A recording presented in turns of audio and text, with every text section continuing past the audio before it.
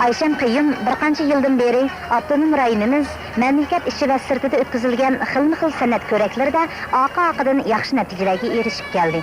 Buluplu 1992 yılı Merkezi Halk Radyo Ustansı'nın bilan Şinjan Halk Radyo Ustansı birleşip ötküzgen mukaffatlık nakşı musabaqasida onun Chillaydi vatan bizni Baxtim qatarlıq nakşısı birinci derecelik mukaffatga, Yer yolunga qarayman dostluk qatarlıq nakşılarım ikinci derecelik o'rinlash mukofotiga erishdi.